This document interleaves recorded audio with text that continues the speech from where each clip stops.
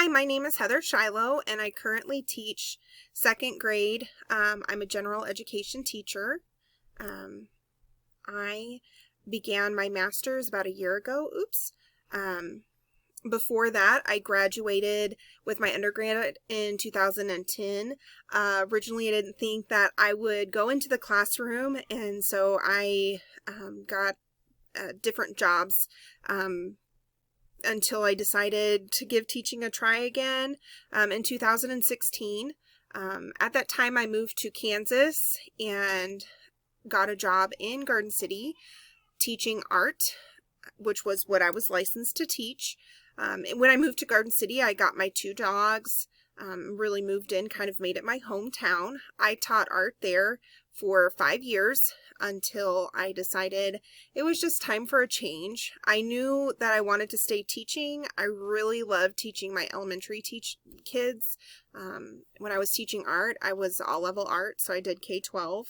I was at 2 different buildings, 3 different schools, doing art, and so I was just ready for a change. Last year was my first year teaching second grade.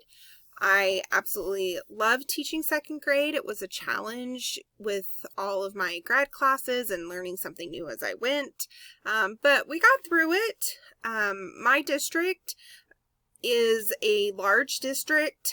It is a very diverse district. I believe we have like 20, I don't know if it's 21 or 27 different languages spoke at home within our district. My classroom last year, I think I had 5 different languages spoken at home between my different families. My building that I teach in is an open concept building, and it's very open concept, which means there are no walls. We don't have built walls. What we have done is kind of put up curtains or bookshelves to kind of divide our space, but there are no walls in my building. It is very much an open concept building, and that brings some challenges and some benefits with it. But I love my building. I've been in that building since I began teaching there in Garden City. Some of the goals that I had for myself as an educator is just to keep growing year to year, keep pushing myself. Getting my master's was one of my goals. I am 2 classes away from completing that. I'm really excited about that. As an educator, I think, you always kind of need to stay current because your population is constantly changing. Kids' needs are changing, data's changing, information's changing. So you always kind of have to keep yourself relevant in your occupation. My reason for teaching, I can't really tell you why I got into teaching. I don't remember why I picked teaching as a degree when I first went to college, but I know now I absolutely love working with kids.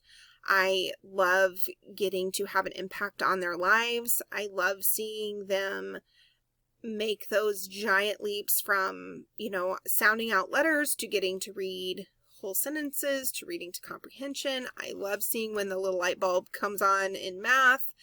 I just absolutely adore working with kids. I have had such a blast over these years in my classroom.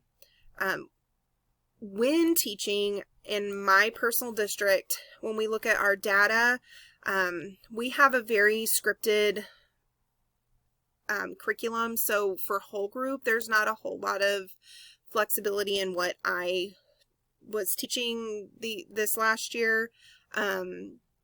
I know in the future they're looking at giving us a little more autonomy in our teaching, so we are able to use some of that data to push our instruction where it needs to go.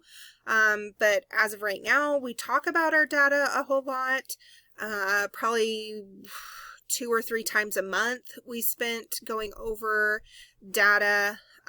My grade level used our unit tests that came with the curriculum.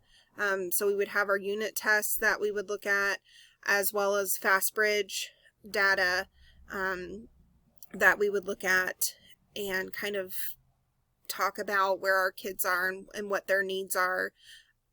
As far as informing my instructional decisions, really it informed where and what we did for our intervention groups.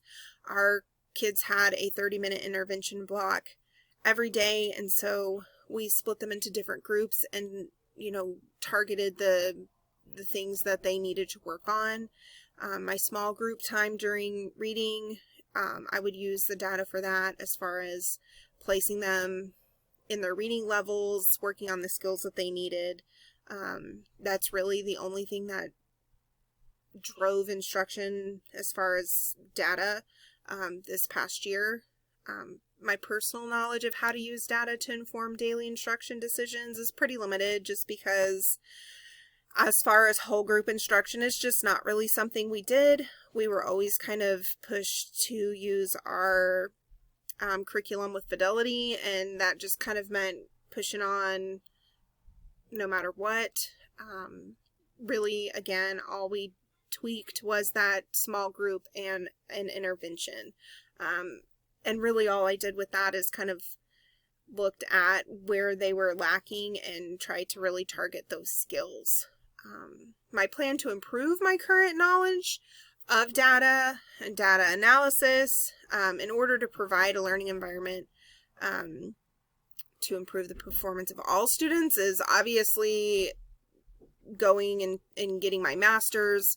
I know I've been working with my instructional coach on understanding our data and what the different tests mean, and how to use that information as far as reading it and then targeting how to target it, like what kind of activities to use. Over the summer, I took a class on teaching practices and how to kind of create your own data outside of our formal testing. And so I think just kind of keep pushing in that area, since it's not an area I've had practice on, is really what I'm trying to target.